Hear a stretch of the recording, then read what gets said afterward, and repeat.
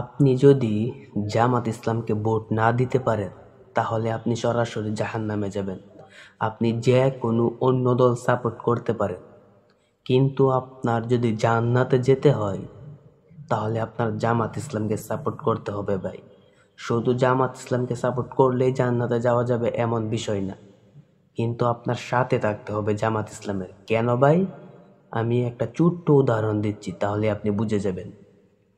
সূরা আল আরাফের ৮৩ নম্বর আয়াত, ফাআনজাইনাহু ওয়া আহলাহু ইল্লা মারআতাহু কানাত মিনাল গাবিরিন। আপনি মিলিয়ে নিবেন আমার কথাগুলো ভুল না সঠিক। কেন বললাম যে জামাতকে আপনার সাপোর্ট করতে হবে? লূত নবীর স্ত্রী, সে শুধু তলে তলে সাপোর্ট করতো অন্য দলকে ভাই। মানে সে চরিত্রহীনাও ছিল না, তার চরিত্র খারাপও ছিল না, সে আল্লাহর সাথে কোনো খারাপ আচরণ করে নাই, লূত নবীর সাথে কোনোদিন তার স্ত্রী খারাপ ব্যবহার করে নাই, সব কিছু ঠিকঠাক ছিল, কিন্তু শুধু তলে তলে সাপোর্ট করতো সঠিক দল বাদ দিয়ে অন্য দলকে। কিন্তু ভাই, লূত নবীর স্ত্রীকে পর্যন্ত আল্লাহ যদি ছাড় না দেয় তাহলে ভাই আপনাকে আল্লাহ ছাড় দিবে? কারণ বর্তমানে হচ্ছে ভাই জামাত ইসলাম সঠিক দল, কুরআন তো সঠিক, এটা তো বিশ্বাস করেন ভাই।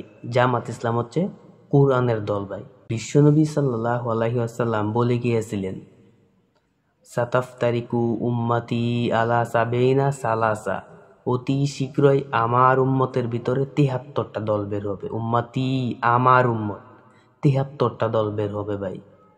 কুল্লুহুম ফিন্নার, প্রত্যেকটা দল যাবে জাহান্নামে, ইল্লা ওয়াহিদা, একটি মাত্র দল বাদ দিয়ে একটি দল যাবে ভাই জান্নাতে। তাহলে ভাই জামাতও নিজেকে সঠিক দাবি করে, হেফাজতও নিজেকে সঠিক দাবি করে, চোর মুনাফির নিজেকে সঠিক দাবি করে। তাহলে ভাই আপনার বুঝতে হবে যেখানে কুরআন আছে, কোন দল কুরআন দিয়ে সাপোর্ট করে?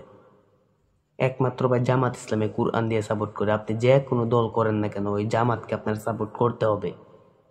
বুঝছেন ভাই? এটা একমাত্র কুরআনের দল, তারা কুরআন দিয়ে বিশ্লেষণ করে।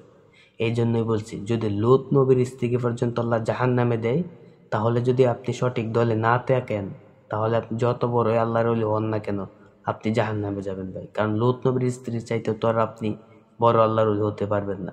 বিষয়গুলো মাথার ভিতরে নিবেন, আর কথাগুলো সঠিক না ভুল কমেন্ট অবশ্যই বলে যাবেন।